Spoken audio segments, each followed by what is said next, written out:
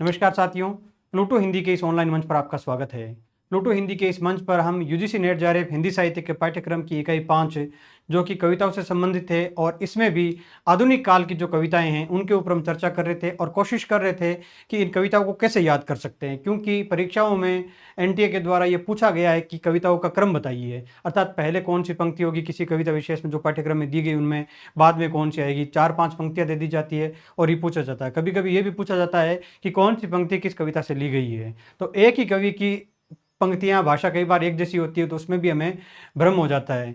तो इसी चीज़ से बचने के लिए कविताओं को कैसे ट्रिक के माध्यम से क्या कहानी बन सकती है याद कर सकते हैं, उस हिसाब से हमने ये सीरीज शुरू की थी। कल हमने एक क्लास ली थी जिसमें धूमिल की कविताएं देखी थी, उम्मीद करता हूँ कि आपको वो याद हो गई होगी।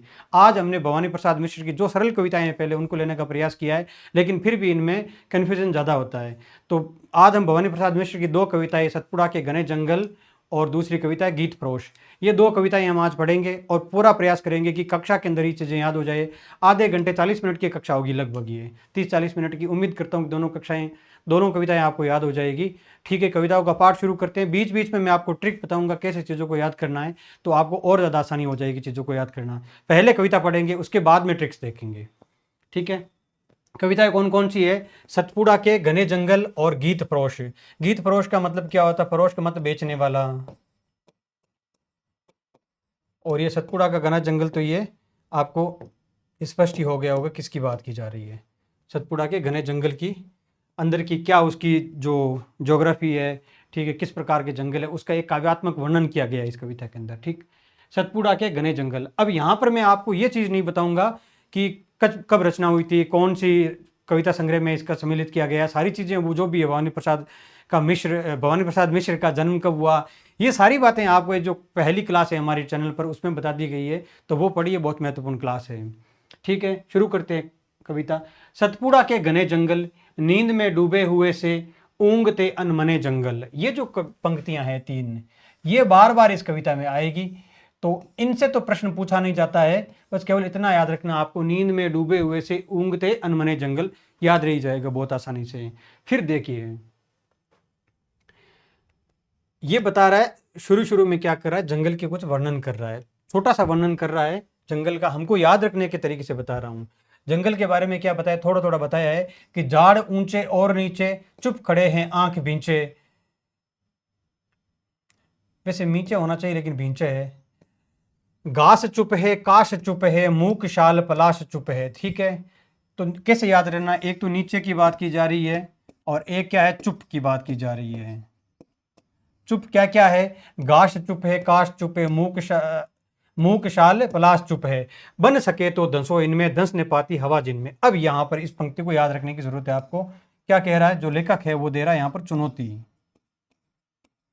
लेखक क्या दे रहा है, चुनौती दे रहा है कि अगर घास चुपे, काश चुपे, मूक शाल पलाश चुपे, झाड़ ऊंचे और नीचे, चुप खड़े हैं आंखें बींचे, धंस सको अगर इसमें धक सकते हो तो। अगर अगर चुनौती दे रहा है, क्या तुम में हिम्मत है धंसने की। देखिए, इस कविता के दो अर्थ निकलते हैं। एक तो ये है कि पूरे भारत की जो भूमि है, अर्थात जो भारत की राजनीतिक व्यवस्था, सामाजिक व्यवस्था है, उसको जंगल मान लिया गया है और ये उस पूरी कविता एक व्यंजना के रूप में कही गई हो। एक अर्थ तो यह निकलता है। दूसरा अर्थ केवल प्राकृतिक सौंदर्य के रूप में निकलता है कि प्रकृति वर्णन मिलता है। मैं तो इसको प्रकृति वर्णन के रूप में ही लेता हूँ इस कविता को, वो ज़्यादा अच्छा है, क्योंकि प्रकृति भी तो कोई है वस्तु। हर बार किसी कविता का कोई सामाजिक और राजनीतिक मतलब या अर्थ निकले कोई ज़रूरी नहीं है। निकाल सकते निकालने के लिए, लेकिन फिर भी हमें एक बार याद रखने की दृष्टि से इसको ऐसे देखना है कि ये एक प्रकृति वर्णन की कविता है, सतपुड़ा के घने जंगल का वर्णन करती है। यहां सबसे पहली बात आती है, बन सके तो धंसो इनमें, धंस ने पाती हवा जिनमें। ठीक है, ये पहली चुनौती शुरू होती है। उसके पहले 2-3 लाइनें हैं कि काश चुप है, पलाश चुप है, झाड़ ऊंचे और नीचे, आंख भींचे। ये चीज आपको याद रखनी, थोड़ा सा एक बार सोचोगे तो याद रह जाएगी। अब यहां से कविता को याद रखना बड़ा आसान है। इस पूरी कविता को क्या किया लेखक ने, चुनौती दी। ठीक है, कि धंस सकते हो तो धंसो इनमें, धंस ने पाती हवा जिनमें, अर्थात इतने ज्यादा डेंस फॉरेस्ट है ये घने जंगल।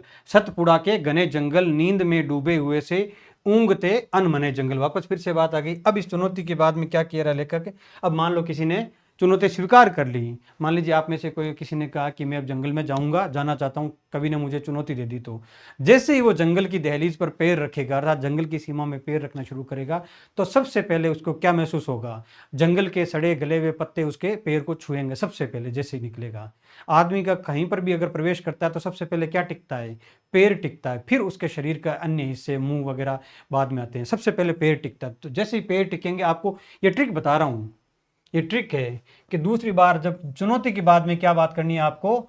पत्ते पत्ते पत्ते आ रहे हैं, वन्य पथ को ढक रहे हैं, पंख दल में पले पत्ते, चलो इन पर चल सको तो, दलो इनको दल सको तो, ये गिनोने घने जंगल, नींद में डूबे हुए ऊँघते अनमने जंगल। कितना आसान है याद रखना, ठीक है।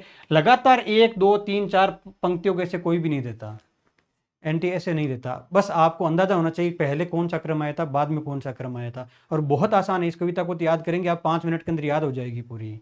तो दूसरी बात क्या कह रहे हैं? पत्ते की बात कह रहे हैं, क्योंकि पत्ते क्या हो रहे हैं?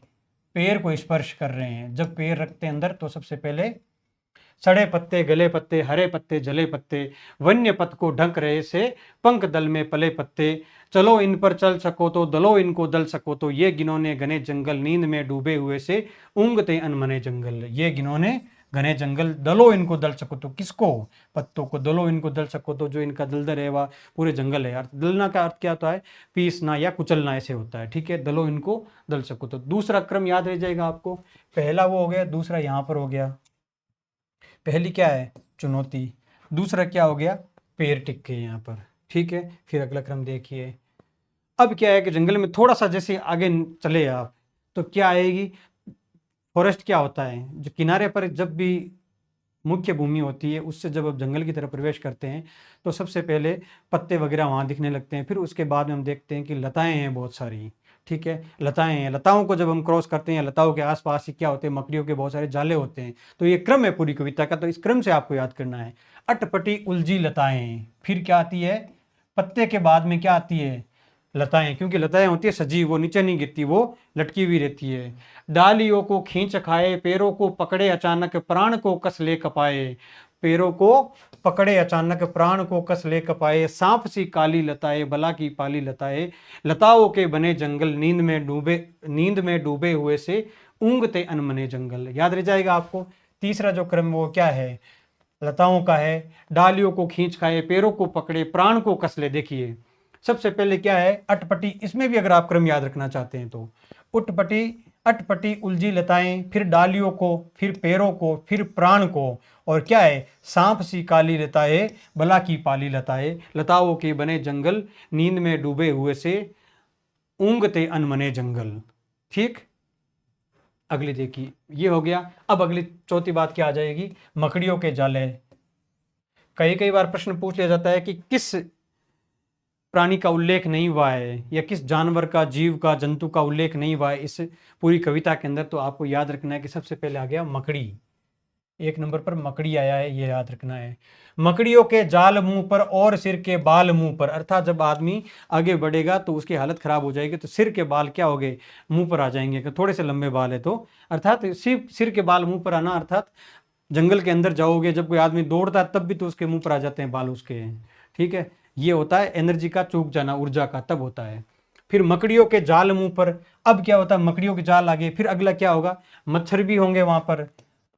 मकड़ियों के जाल मुंह पर, अब तक तो सामान्य स्थिति है। फिर आता है मच्छरों के दंश वाले लाल का दाग काले लाल मुंह पर, ठीक है। तो दाग क्या होंगे? मुंह पर हो जाएंगे इनके, जो भी जाएगा अंदर। बात जंजा वहन करते, चलो इतना सहन करते, कष्ट से ये सने जंगल, नींद में डूबे हुए से, ऊँघते अनमने जंगल। बात है या बात होना चाहिए? बात जंजा, याद रह जाएगा आपको। चौथा ये हो गया। और पांचवा क्या है? मच्छरों के दंश वाले दाग काले लाल मुंह पर। ये ठीक है, पांचवा क्रम बहुत आसान है याद रखना। सबसे पहले क्या हुआ? चुनौती मिली। चुनौती मिली तो आपने पैर टिकाया, जंगल के अंदर जाते ही आपने पत्ते स्पर्श किए। थोड़ा अंदर गए, लताएं मिली, जो प्राण को कस लेती है ऐसी लताएं मिली। फिर अंदर गए तो मकड़ियों के, या वहीं आसपास में आपको मकड़ियों के जाले मिल गए जो मुंह पर चिपक रहे हैं, ठीक है। मच्छर भी मिले जो खा रहे हैं आपको, ठीक है। तो ये सारी स्थिति है, 5 स्थितियां हो गई। अब लेकिन यहीं तक तो सीमित नहीं है। जंगल तो जैसे जैसे अंदर जाएंगे तो और ज्यादा डरावना भयावह होता जाएगा, ठीक है। और ज्यादा भयावह होगा तो और ज्यादा जंतु वगैरह भी बढ़ते जाएंगे। अब आगे बड़े जंतु, कौन से आगे? अजगरों से भरे जंगल, अगम गति से परे जंगल, साथ साथ पहाड़ वाले, बड़े छोटे झाड़ वाले, शेर वाले, बाघ वाले, गरज और दहाड़ वाले, कंप से कनकने जंगल, नींद में डूबे जंगल, ऊँघते अनमने जंगल। बड़ा आसान है इसको याद रखना। 5 चीजें होंगी तो छठी चीज क्या है? अजगर वगैरह आ गए। ठीक है, 7वीं चीज क्या है? ये तीसरा जंतु। सात सात पहाड़ वाले, बड़े छोटे झाड़ वाले, शेर वाले, बाघ वाले, तो 4 और ये 5वां जानवर हो गया। और ये छठी बात हो गई यहाँ पर। छठा, अब क्या हो गया? जंगल अब अपने पूरे स्वरूप में आ चुका है आपके सामने। शेर आ चुके हैं, अजगर आ चुके हैं, सांप जैसी लताएं आ चुकी है, मकड़ियों के जाले, मच्छर आ चुके हैं। ठीक है, सड़े गले पत्ते वगैरह। ये क्या है? 7 7 पहाड़ वाले जंगल, 7 7 पहाड़ भी आ चुके हैं। अर्थात इसका जो मेन जो भूमि है जंगल की, बिल्कुल भीतरी भाग में हम लगभग पहुंच चुके हैं। याद रह रही है कविता? मुझे लगता है कि अगर आपने इस तरीके से सोचेंगे, थोड़ा दृश्य बनेगा आपके अगर दिमाग में, आंख बंद करके सोचेंगे तो आपको कविता याद हो जाएगी। गरज और दहाड़ वाले, ये तो आपको पता ही है कि शेर के बाद में गरज और दहाड़ वाले बात आनी चाहिए। अजगर से भरे जंगल, अगम गति से परे जंगल, अगम गति से परे जंगल, नींद में डूबे हुए से ऊँघते अनमने जंगल। छठा हो गया। जीव कौन कौन से आगे? सबसे पहले कौन सा आया था? मकड़ी आई थी। उसके बाद में क्या आता? मकड़ी से मुंह पर जाले। अब मकड़ी, इनको भी याद करना बहुत आसान है। जीवों का क्रम क्या है, कितना आसान है। तो सबसे पहले जो पंक्तिबद्ध पंक्ति आप याद करना है कि क्या से क्या घटना हुई। सबसे पहले मकड़ियों के जाले आए थे मुंह पर, फिर उसके बाद में मच्छर ने काट लिया। ठीक है, फिर तीसरी बार कौन आया था? अजगर आ गए उसके बाद में, फिर शेर और बाघ वाले जंगल आ गए। ठीक है, तो बहुत आसान है, इनको भी याद करना। अजगर के बाद में शेर बाघ आते हैं, ये याद रख लेना। इन वनों के खूब भीतर, अब क्या हो गया? इन वनों के खूब भीतर, अब हम पहुंच चुके वन के बिल्कुल भीतर हैं। ये याद रखना है, बिल्कुल भीतर पहुंच चुके हैं। इन वनों के खूब भीतर, 4 मुर्गे 4 तितर। अब मुर्गे और तितर, ये और 2 जानवर आ चुके। 5 2 7 हो गए क्या टोटल? अजगर, शेर, बाघ 3 और 5 6 और 7 जानवर का उल्लेख आ चुका है यहाँ पर। इन वनों के खूब भीतर, 4 मुर्गे 4 तीतर, पाल कर निश्चिंत बैठे, विजन वन के बीच बैठे, झोंपड़ी पर पूछ डाले, गोंड तगड़े और काले। कौन? गोंड। ये प्रश्न भी पूछा गया है और पूछा जा सकता है।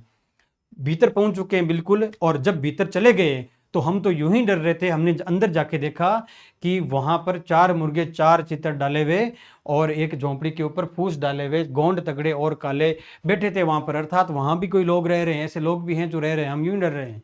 कुछ लोग ऐसे भी तो हैं जो रह रहे हैं। तो बिल्कुल भीतर जब पहुंचे, जहां अजगर वगैरह सब कुछ है, शेर बाघ भी है, लेकिन फिर भी वहां गोंड रह रहे हैं। ठीक है, गोंड तगड़े और काले, जबकि होली पास आती। अच्छा, अब इनका आ गया होली का त्योहार। अब गोंड के बारे में बताएगा। होली आती तब क्या होता? मतलब क्या हो गया इस पूरी चीज का, कि जिन जंगलों को हम अगम गति से परे, बिल्कुल डेंस फॉरेस्ट कहते हैं, कि अंदर जा ही नहीं सकते, धंस ही नहीं सकते, लेखक ने चुनौती दी कि तुम धंसो तो सही, एक बार धंसोगे तब पता चलेगा कि वहां अच्छा है या खराब है। और तुम जब बिल्कुल भीतर पहुंच जाओगे, अजगरों को, शेर बाघ को पार करके बिल्कुल भीतर पहुंच जाओगे, तब देखोगे वहां पर भी एक जीवन है, वहां पर भी होली मनती है, उत्साह का जो वातावरण है वहां पर भी बनता है। सरसराती घास गाती और महुए से लपकती, मत करती बास आती। अब महुए से क्या आती है? मत करती बास आती। इस बात को आपको याद रखना बहुत जरूरी है, आगे की पंक्तियां भी इससे आपको याद रह जाएगी। जब होली आती तो सरसराती घास गाती और महुए से लपकती हुई मत करती बास आती। महुए से क्या बनती है? शराब। अर्थात जीवन पूरे अपने हर्ष और उल्लास की स्थिति में है। यहाँ पर गूंज उठते ढोल इनके, क्या उठते? गूंज उठते ढोल इनके, गीत इनके, गोल इनके। अब ढोल की भी पूछा जाता है, कौन से वाद्य यंत्र की बात की गई है? तो ढोल की यहाँ पर बात की गई, आपको याद रखना है। ठीक है, भीतर गए, वहां पर कौन मिले? गोंड मिले। और गोंड क्या कर रहे थे? होली आ गई तो नाच खेल कूद कर रहे थे, होली के ड्रम बजा रहे थे, और ये जो महुआ है ये मत करने वाली बात आती थी, अर्थात शराब पी के मस्त छके वैसे रहते थे। ठीक है, यहां तक पहुंचे। अब इस शब्द को याद रखना, मत हो गया पहले ही, अर्थात महुए की बात आ गई है, और महुए की बात आने से आगे भी बहुत सारी चीजें मत हो जाएगी, पागल हो जाएगी। ठीक है, धंसो इनमें डर नहीं। अब कवि क्या कह रहा है? धंसो इनमें डर नहीं।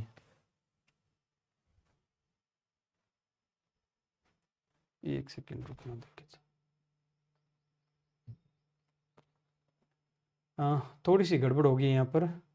एक पंक्ति कविता की कुछ छूट गई है इसके अंदर, मुझे ऐसे लगता है, जो मत करके बास आती वो वाली पंक्ति छूट गई, मैं आपको वो दिखा देता हूँ थोड़ा। दसों इनमें डर नहीं, मौत का ये घर नहीं, गलत आ गया यहाँ पर थोड़ा सा, बीच में आती है कुछ पंक्तियाँ और, वो मैं लिख देता हूँ, बोल देता हूँ, आप देख लेना उससे।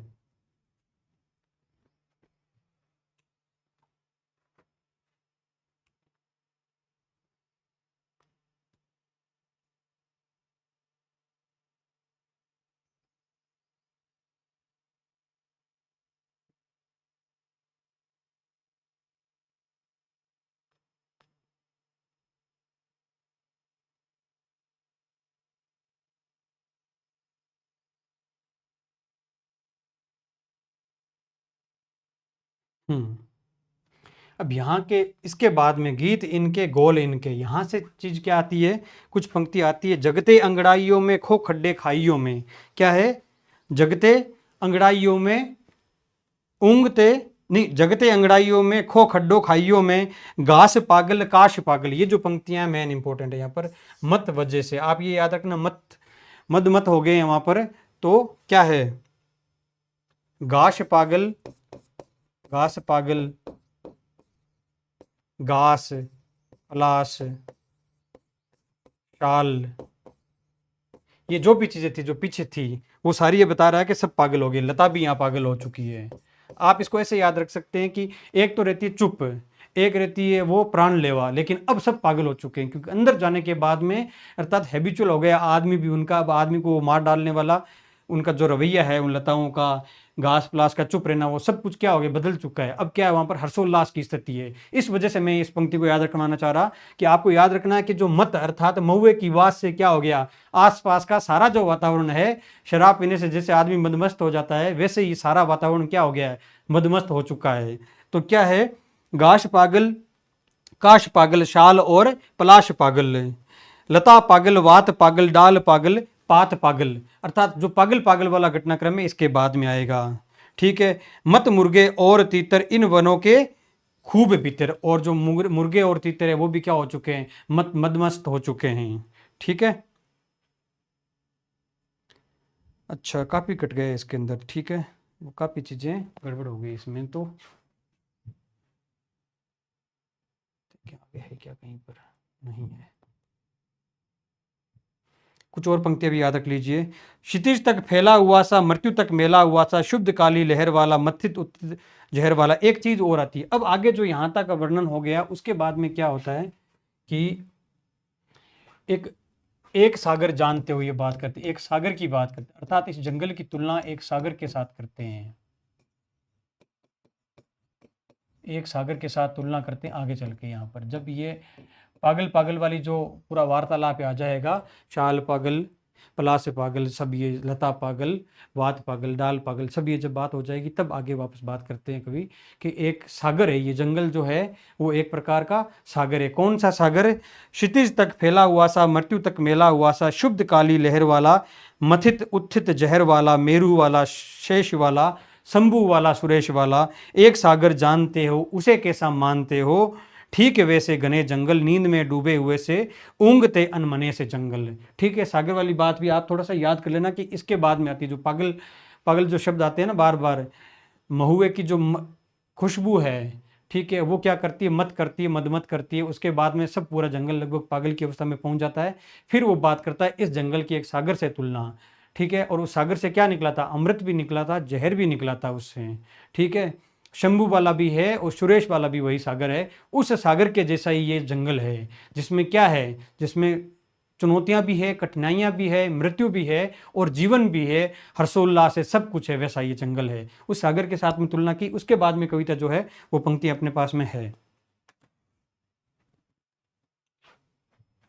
फिर धंसो इनमें डर नहीं, अब कवि क्या कह रहा है, पॉजिटिव हो चुका है अब, कि अब धंस सकते हो, इसके अंदर डर नहीं है। धंसो इनमें डर नहीं, मौत का ये घर नहीं, उतर कर बहते अनेकों, कल कथा कहते अनेकों, नदी निर्जर और नाले। अब कवि क्या कह रहा है कि धंसो इनमें डर नहीं है, बिल्कुल यहाँ आके तो देखो तुम क्या क्या चीजें हैं। यहाँ पर क्या है, नदी निर्जर और नाले हैं। ठीक है, इन वनों ने गोद पाले लाख पंछी सौ हिरण, और इन्हीं वनों ने क्या है, गोद पाल रखे लाख पंछी और सौ हिरण। चांद के कितने किरण दल, झूमते वन फूल फलियां, खिल रही अज्ञात कलियां, हरित दूरवा रक्त किसलई पूत पावन पूर्ण रसमय सतपुड़ा के घने जंगल लताओं के बने जंगल। ठीक है, याद रह जाएगी आपको किरण दल फलियां और कलियां। ये सबसे लास्ट में आती है बात कि हाँ आप अंदर आइए, आपको पता चलेगा कि इस जंगल के अंदर कितनी कितनी अच्छी चीजें भी, कितना जीवन रोचक है यहाँ का। ये सारी बातें मुझे लगता है ये कविता लगभग आपको याद हो जाएगी। ये जो अंतिम पंक्तियां हैं इनके ऊपर थोड़ा सा ध्यान दे लीजिए कि इन वनों ने गोद पाले लाख पंछी 100 हिरण दल, चांद के कितने किरण दल झूमते बन फूल फलियां, खिल रही अज्ञात कलियां, हरित दूरवा रक्त किसलई पूत पावन पूर्ण रसमयी, पूत पावन पूर्ण रसमयी सतपुड़ा के घने जंगल लताओं के बने जंगल।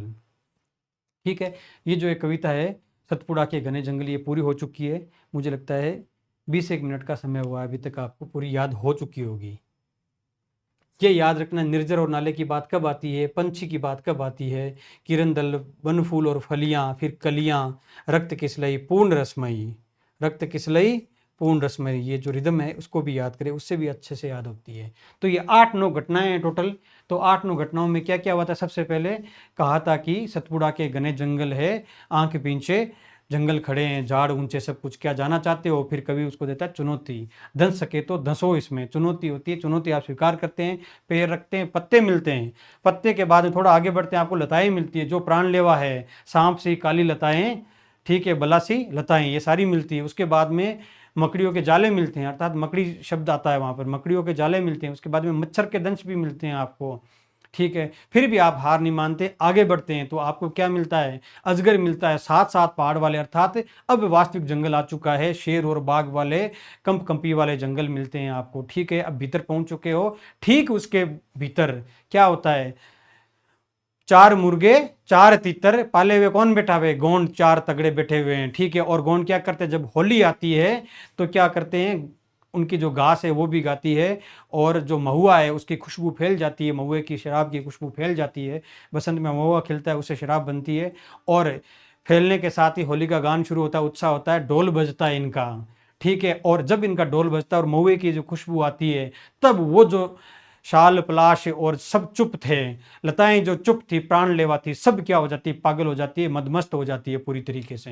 ये है पूरी कविता इसकी, कि सब हो जाता है इस तरीके से। अब इस जंगल को आप कैसा समझोगे, कवि ये कहना चाह रहा है, तब वो तुलना करता है किसके बीच में, सागर के बीच में, जिस सागर को हमने ये कहा था जहां पर अमृत मंथन होता है, उस सागर के अंदर ही अच्छी चीजें निकलती है, उसमें ही बुरी चीजें निकलती है। तो जंगल हमेशा बुरे नहीं होते, जंगल अच्छे भी होते हैं, उसमें अमृत भी पैदा होता है, जहर भी उसी के अंदर है, यही तो प्रकृति है, ये कवि कहना चाह रहा है। फिर कवि कहता है कि डरो मत इसमें, धंसो इसमें। ठीक है, अब वो बुला रहा है कि हाँ, यहां से अगर अमृत निकालना है, अच्छी चीजें निकालनी है, तो इस जंगल में आपको धंसना ही पड़ेगा। धंसो इसमें, डरो मत इसमें, मौत का ये घर नहीं, उतर कर बहते अनेकों। यहाँ पर क्या है देखिए आप, नदी निर्जर और नाले भी बहते हैं यहाँ पर। इन वनों ने गोद पाले कितने हिरण दल, पाले में पंछी हिरण दल, चांद के कितने किरण दल, फलियां कलियां, रक्त किसलई, रक्त किसलई का अर्थ क्या होगा, कोम्पल। ठीक है, और पूर्ण रसमय सतपुड़ा के घने जंगल लताओं के बने जंगल। उम्मीद करता हूं कि आपको अब तो क्रम याद रह ही गया होगा इस कविता का। अब देखिए अगली कविता, गीत फरोश। इसका अर्थ देख लिया हमने, गीत फरोश का क्या होता है, बेचने वाला, ये बात कर चुके हैं। ठीक है, गीत बेचने वाला। अब इस कविता को भी याद करने के लिए हमें कुछ टुकड़ों में तोड़ने की जरूरत है, वो आगे बात करेंगे कि कहाँ से एक टुकड़ा बना सकते हैं। देखिए कुछ में क्या होता है, कविताओं के अंदर हर कविता के लिए अलग ट्रिक होती है, कि जैसे कोई कविता होती है जिसके अंदर एक कहानी चलती है, कुछ कविताएं होती है जिसमें एक क्रम चलता है, कुछ कविताएं ऐसी होती है जिसमें कोई क्रम नहीं होता, ऊट पटांग सी चीज़ें चलती है, तो वो उनको अलग तरीके से याद किया जाता है। तो यहाँ पर ऊट पटांग वाली स्थिति है। जो पिछली कविता थी उसके अंदर तो एक क्रम बन गया था, तो याद रखना बहुत आसान हो गया, लेकिन यहाँ ऊट पटांग चीज़ें, उनको कैसे याद करें, तो उनको भी ऊट पटांग तरीके से ही याद करना पड़ेगा। ठीक है, जी हाँ हुजूर, मैं गीत बेचता हूँ, मैं तरह तरह के गीत बेचता हूँ, मैं किस्म किस्म के गीत बेचता हूँ। ये तो पहली पंक्तियाँ होगी, ये तो आपको याद रखनी है। मैं तरह तरह के किस्म किस्म के, सेम ही तो बात है, तरह तरह के और किस्म किस्म के गीत बेचता हूँ। यहाँ तक कुछ याद रखने वाला नहीं है। जी माल देखिए दाम बताऊंगा, क्या कह रहे हैं, माल देखिए दाम बताऊंगा, बेकाम नहीं है काम बताऊंगा। माल और दाम की बात की जा रही है यहाँ पर। जी माल देखिए दाम बताऊंगा, बेकाम नहीं है काम बताऊंगा। सबसे पहले क्या कर दिया उसने, गीत बेचना शुरू किया। तो गीत को क्या बोला उसने, माल बताया कि माल देखिए दाम बताऊंगा, बेकाम नहीं काम बताऊंगा। कुछ गीत लिखे हैं मैंने मस्ती में, कुछ गीत लिखे हैं पस्ती में। मस्ती और पस्ती, इन शब्दों को आपको याद रखना है कि माल और दाम की बात की जा रही है, फिर बाद में करता है मस्ती और पस्ती में। यह गीत सख्त सरदर्द बुलाएगा, क्या बुलाएगा, सरदर्द बुलाएगा। यह गीत पिया को पास बुलाएगा।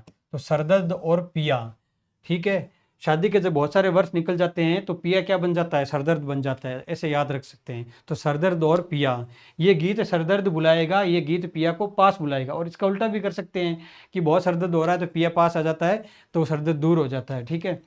जी पहले कुछ दिन शर्म लगी मुझको। अब ये कविता क्या कह रहा है, बात यहाँ तक की बात आपको याद रखनी है कि पिया को पास बुलाएगा, सरदर्द बुलाएगा, पिया को पास बुलाएगा। क्या है, माल दाम, दो चीज होगी, माल देखिए दाम बताऊंगा, बेकाम नहीं काम बताऊंगा। फिर बात करता है कुछ गीत लिखे मैंने मस्ती में, कुछ लिखे पस्ती में। ये गीत सरदर्द बुलाएगा, पिया को पास बुलाएगा। फिर यहाँ के बाद में, यहाँ तक का एक ग्रुप बनाना आपको कि यहाँ जो घटनाएं हो रही उसको।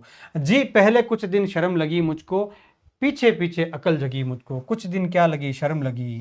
कारण क्या है, भवानी प्रसाद मिश्र आर्थिक तंगी से गुजर रहे थे और फिर इन्होंने क्या कर दिया, कविताएं इतनी ज़्यादा चल नहीं रही थी क्योंकि कदरदान नहीं थे। भाई कविताएं तो आजकल भी कितने लोग पढ़ते हैं। अगर हमारे पाठ्यक्रम में हिंदी में कविताएं नहीं होती तो कितने लोग हैं जो नागार्जुन की, भवानी प्रसाद मिश्र की, या फिर इन दो कविताओं को छोड़कर कितने लोग हैं जिन्होंने अन्य कविताएं भी पढ़ी है, बहुत कम, ठीक है। तो जब कविताएं पढ़ने वाला कोई व्यक्ति नहीं है, और तो अगर कोई आर्थिक तंगी का शिकार कोई कवि है तो वो क्या करेगा, वो वहाँ जाएगा जहाँ पर उसकी कविताओं के गीतों का कुछ मूल्य मिल सके, तो गीत बेचेगा फिर वहाँ पर जाके। तो उन्होंने फिल्मों में लिखना शुरू कर दिया था जाके बाद में। तब ये एक व्यंग्य कविता है कि क्या करूँ, बेचना पड़ता है। पहले तो मुझे शर्म लगी थी कि क्या कर रहा हूँ मैं, ठीक है, अपनी क्रिएटिविटी को इस तरीके से बेच रहा हूँ क्या। फिर उससे क्या होगा, पीछे पीछे अकल जगी मुझको। जी लोगों ने तो बेच दिए हैं ईमान, आपने हो सुनकर ज़्यादा हैरान। मैंने तो क्या किया, केवल गीत ही बेचे हैं, लोगों ने तो क्या कर दिया है, ईमान बेच दिया, ना हो ज़्यादा हैरान। यहाँ तक। और दूसरा ग्रुप है, पिया को पास बुलाएगा, फिर उसे लगा कि कुछ दिन पहले मुझे लगी शर्म, फिर जगी मुझे अकल कि बेचना जरूरी है, आर्थिक तंगी से निकलना है तो। और आप मुझे क्या कह रहे हो, लोगों ने तो बेच दिया है ईमान, इतना ज़्यादा मत होइए हैरान। मैं सोच समझकर आखिर अपने गीत बेचता हूँ, जी हाँ हुजूर में गीत बेचता हूँ। घटनाएं याद हुई आपको। पहले इन्होंने क्या कहा कि हाँ गीत बेचता हूँ, फिर उन्होंने कहा कि मैं क्यों बेचता हूँ, इसका कारण बताया, ठीक है। ये गीत सुबह का है, ये गीत गजब का है, ढाकर देखो। क्या है, ये गीत सुबह का है, ये गीत गजब का है, ढाकर देखो। ये गीत जरा सुने में, ये गीत लिखा मैंने पुणे में, सुने और पुणे में।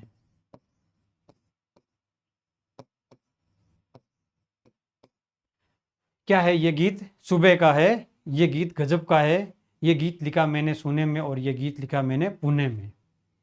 ये गीत पहाड़ी पर चढ़ जाता है, और पहाड़ी पर चढ़ जाने का मतलब क्या हो गया, बहुत ज़्यादा फैल गया है। ये गीत बढ़ाए बढ़ जाता है। ये गीत भूख जगाता, भूख और प्यास भगाता है। क्या करता है, भगाता है। और यह मसान में भूख जगाता है। अब यहाँ तक का और आप कैसे याद करेंगे, अब बताता हूँ आपको कैसे याद करना है इसको। कि ये गीत लिखा मैंने सुबह को, ये गीत लिखा मैंने गजब का, ठीक है। फिर गीत लिखा सोने में, फिर पुणे में, फिर पहाड़ी पर चढ़ जाता है, बढ़ाई से बढ़ जाता है। मेन बात यहाँ पर ये गीत भूख और प्यास भगाता है, अर्थात इस गीत के अंदर इस प्रकार की रोचकता है कि व्यक्ति की सारी इच्छाओं को ये शांत कर देता है, पूरी तरीके से भगा देता है सब कुछ, भूख वगैरह प्यास वगैरह। लेकिन ये गीत दूसरा एक और है जो ये मशान में भूख जगाता, अर्थात मुर्दा पड़े हुए व्यक्ति के अंदर भी कोई ना कोई इच्छा जगा देता है, वैसा मेरा गीत है। ये दोनों क्या हो गए यहाँ पर, विपरीत अर्थक हो गए। भूख और प्यास भगाता है, ये मशान में भी भूख जगाता है। ये गीत भोवाली की हवा, यहाँ तक याद रह जाएगा, ठीक है। जो एक अच्छी बात आएगी ना उससे हमें ग्रुप बनाना, क्या वहां तक की बात को तोड़ना है और फिर उसको याद रखना है। सुबह का, गजब का, सुने का, पुण्य का, याद रह जाएगा, कितना आसान है, ठीक है। फिर पहाड़ी पर चढ़ जाए, बढ़ाए बढ़ जाए, भूख भगाता है, भूख जगाता है। अब है बात आगे, यह गीत भुवाली की हवा है हुजूर। भुवाली का क्या है मतलब, भुवाली एक जगह है, पहाड़ी क्षेत्र है उत्तराखंड में।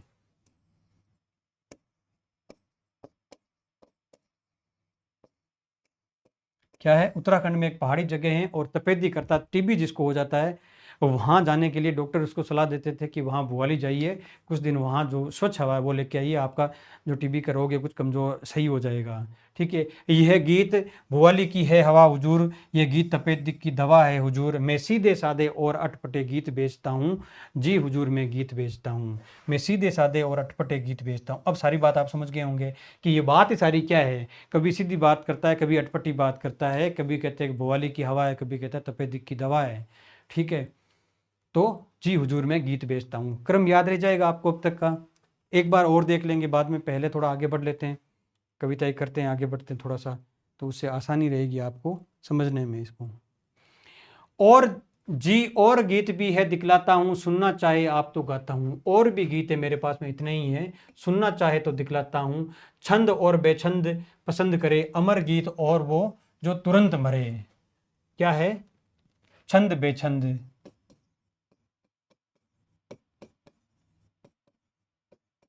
अमर और मरे।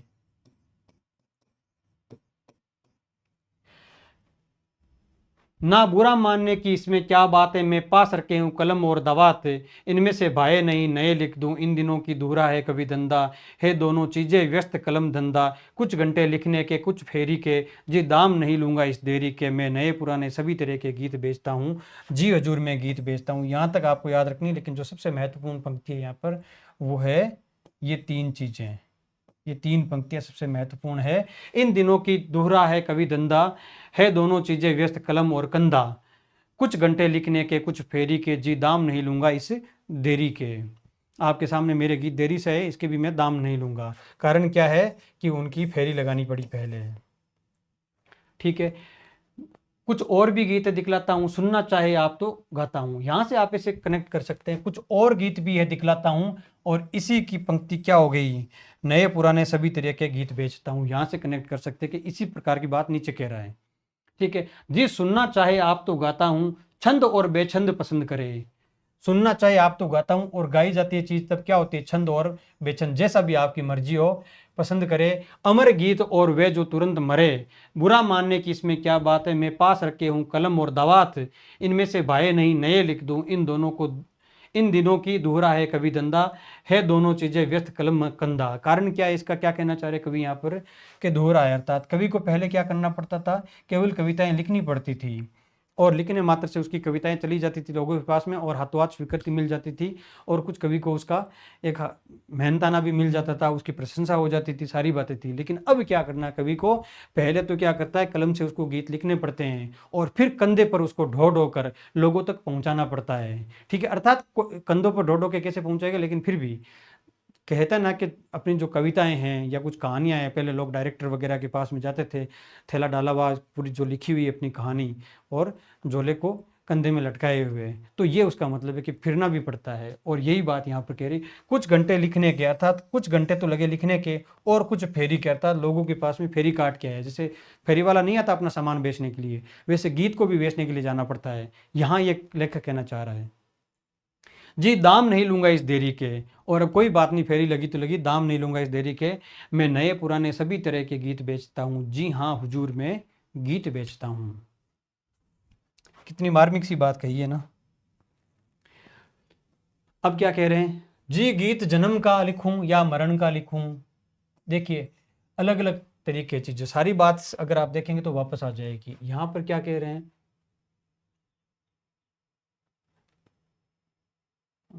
यहाँ नहीं है, थोड़ा के पीछे, यहाँ पर कहाँ चला गया वो, एक से छोड़ो, मिलेगा नहीं भी दिख, कई बार चीजें बोर्ड पे होती तो भी दिखती नहीं है। जी गीत जन्म का लिखूं या मरण का लिखूं, जी गीत जीत का लिखूं या शरण का लिखूं। अब इसको याद रखिए, अगला जो पैरा है वो शुरू हो गया है, जन्म और मरण है, हाँ ये था ना पीछे, अमर मरे कहाँ लिखा हुआ था, हाँ ये अमर गीत और तुरंत मरे, और अगली बात फिर इन्होंने यही कही, जन्म और मरण का किसका लिखूं, वैसे से रिलेटेड है। ठीक है, जन्म और मरण, गीत जीत का लिखूं या शरण का लिखूं। जीत और शरण क्या चीज़ है, दोनों एक दूसरे की उल्टी हो गई, अर्थात शरण एक तरीके से हार मानने वाली स्थिति है। यह गीत रेशमी है, यह गीत खादी का है, गीत पित्त का है, ये बादी का है, कुछ और डिजाइन भी है, ये इल्मी, लीजिए चलती चीज नई फिल्मी। इल्मी और फिल्मी, बादी और पित्त का, रेशमी और खादी का। तो ये जो यहाँ की पंक्तियां ये थोड़ी आपके लिए मुश्किल होगी याद रखना, रेशमी और खादी, पित्त और बादी,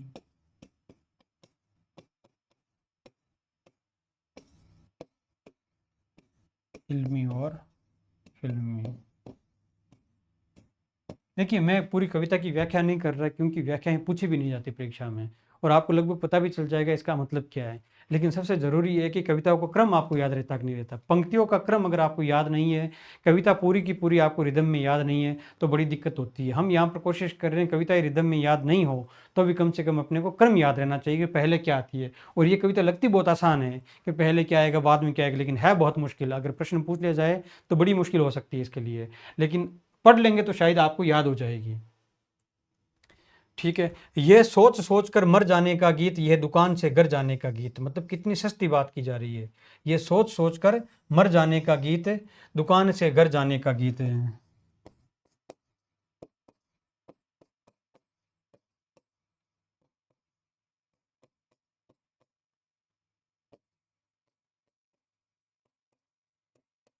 जी नहीं दिल लगी कि इसमें क्या बात है। अब क्या लगता है कि ऐसी बात कर रहा है तो क्या कर रहा है, कोई सामने का ग्राहक क्या कह सकता है कि क्या दिल लगी की बात कर रहे हो, दुकान से घर जाने का भी कोई गीत हो सकता है क्या। तो कह रहा है कि जी नहीं दिल लगी कि इसमें क्या बात है, मैं लिखता ही तो रहता हूँ दिन रात, तो तरह तरह के बन जाते हैं गीत, जी रूट रूट कर मन जाते हैं गीत। ठीक, इसमें कोई दिल लगी नहीं है, मैं तो लिखता ही रहता हूँ तो तरह तरह के गीत बन जाते हैं अपने आप ही, और रूट कर मन जाते हैं गीत, तरह तरह के बन जाते हैं गीत, रूठ कर मन जाते हैं गीत, मैं तो लिखता ही रहता हूँ दिल लगी की इसमें क्या बात है, दुकान से घर जाने के गीत पे लिखता हूँ, सोच सोच कर मर जाने के गीत पे लिखता हूँ, इल्मी फिल्मी पित्त बादी, रेशमी खादी पित्त बादी, जन्म मरण का गीत जीत का लिखूं या शरण का, जीत का लिखूं या शरण का, याद रह जाएंगे।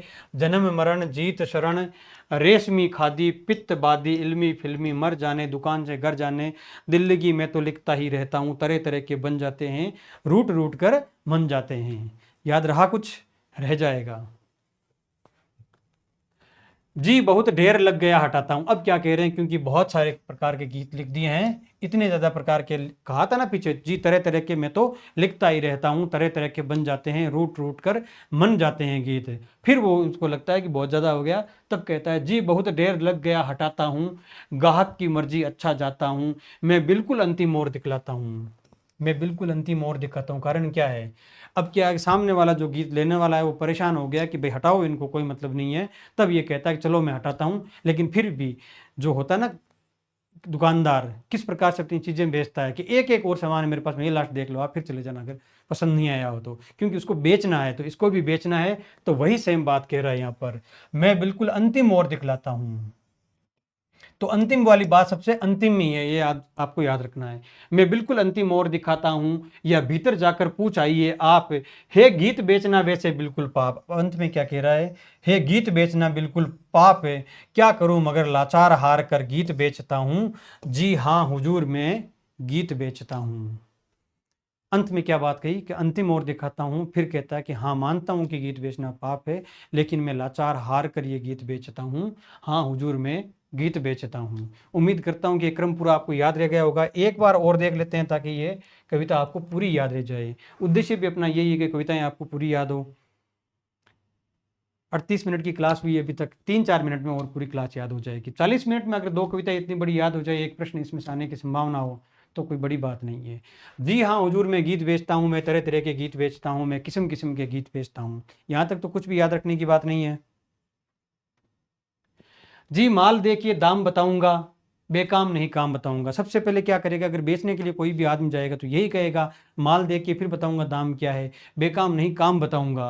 फिर कहता है कुछ गीत लिखे मैंने मस्ती में, कुछ लिखे पस्ती में, और कुछ कहता है कि सरदर्द को दूर करते हैं, पिया को पास बुलाते हैं। ऐसे भी तो गीत लिखे, सरदर्द को पिया को पास में बुलाते हैं। अब ये कह रहा है कि ऐसी बात करते हुए कवि को क्या लग रहा है, हाँ कुछ दिन शर्म लगी मुझे, फिर बाद में कुछ अकल जगी मुझे। ठीक है, लोग तो बेच देते हैं ईमान अपना, आप ज़्यादा हैरान मत होइए, मैं तो सिर्फ केवल क्या करता हूँ, गीत ही बेचता हूँ। जी हाँ हुजूर, मैं गीत बेचता हूँ, मैं सोच समझ कर आखिर अपने गीत बेचता हूँ। याद रह जाएगा आपको, माल दाम मस्ती पस्ती और शर्म अकल।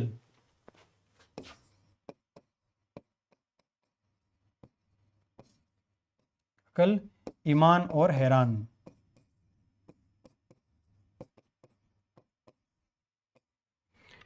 मैं सोच समझकर आखिर अपने गीत बेचता हूँ। फिर बात करते हैं कि ये गीत क्या है, सुबह का है, ये गजब का है, ये सुने में लिखा है, ये पुणे में लिखा, पहाड़ी पर चढ़ जाए चाहे उतना फैल जाए, भूख और प्यास भगाता है और मशान में भी भूख जगाता है। ये जो पंक्ति है बड़ी महत्वपूर्ण है। तो यहाँ से आप बता सकते हैं कि यहाँ इसके बाद में अलग भाव है पूरी कविता में, और उसके ऊपर अलग भाव है। ठीक है, यह गीत भुवाली की हवा, यह गीत तपेदिक की दवा। तो भुवाली और तपेदिक क्या आता है, एक दूसरे के बाद में आते हैं, अर्थात एक दूसरे के बाद नहीं, भुवाली के बाद में तपेदिक आता है। भुवालिक भेज दिया गया है, उसका कारण बताया गया बाद में कि तपेदिक हो जाती है, उसको भी दूर करता है। मैं सीधे साधे और अटपटे गीत बेचता हूँ, जी हाँ हुजूर में गीत बेचता हूँ। जी और गीत भी है दिखलाता हूँ, जी सुनना चाहे आप तो गाता हूँ। छंद और बेछंद पसंद करे, अमर गीत जो तुरंत मरे, छंद बेछंद अमर मरे, ऐसे भी याद रख सकते हैं। जैसे छंद और फिर क्या लगे, इसके आगे बे लग गया, यहाँ अमर और फिर ए हट गया, मरे लिख दिया यहाँ पर, अर्थात ये विलोम शब्द हो गए एक तरीके से। ठीक है, छंद बेछंद अमर मरे, बुरा मानने की इसमें क्या बात है, मैं पास रखे हूँ कलम और दबात, इसमें से नहीं भाई तो नए लिख देता हूँ।